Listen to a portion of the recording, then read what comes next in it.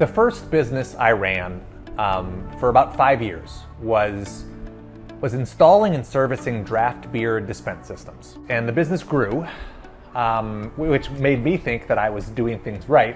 But what I didn't know then, and I do know now, is that the business was entirely manual. And the reason I say I didn't know it then was because I didn't realize there was an alternative.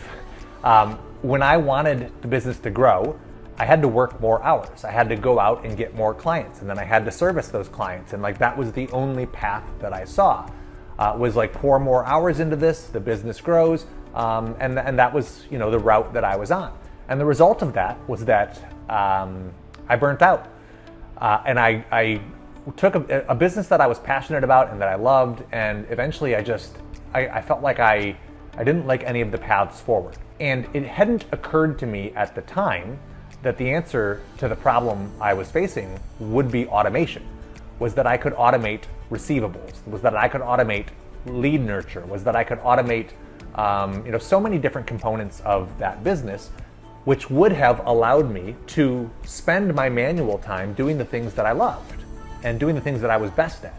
But instead, what I found was that I was wearing all the hats, which just wasn't a scalable recipe. And I think the reason I share this with you is because many small business owners are still in that same place, where they may love the industry they're in, they may love the clients that they serve, but there are elements of their business that they have to do, that they don't love doing, that are going to result in them burning out because they don't know they can solve them through other means. And that was certainly the case for me.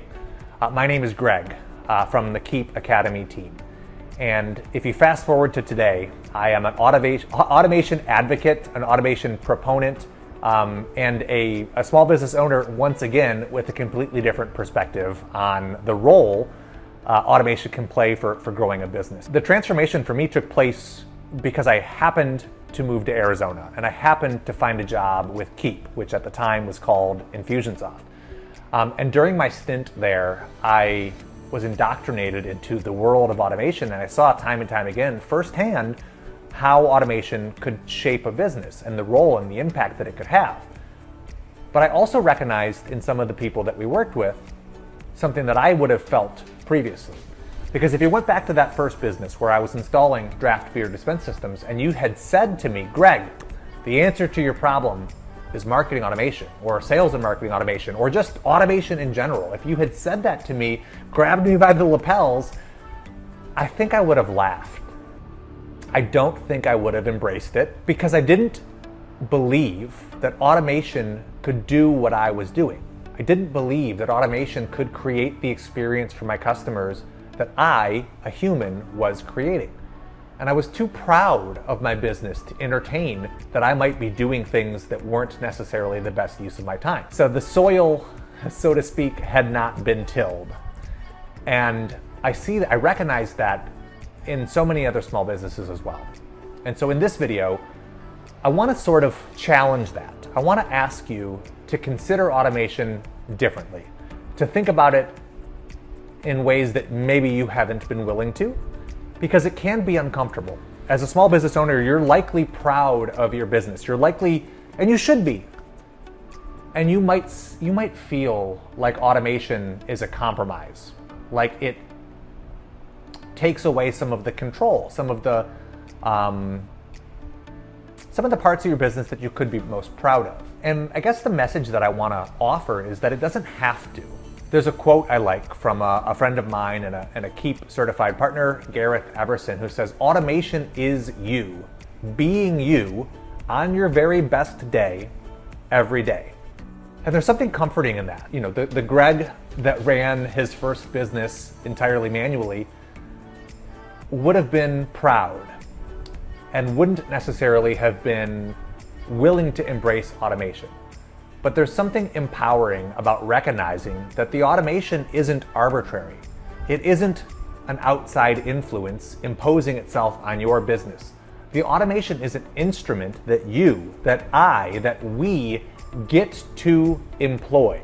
We get to apply it to our business in the areas that it will serve us and our customers. And that's the piece of the puzzle that I was missing, is that I forgot or didn't know to ask that automation isn't an entity unto itself until we tell it to be. It does the things we ask it to do. This isn't an AI that is thinking for itself, although that's a different conversation. But automation is the extension of the things that we would do anyway. And if you think about it like that, it goes from feeling like you're losing control to like you're gaining influence, like you're gaining impact, like you're expanding what otherwise would be boundaries for what your business can do.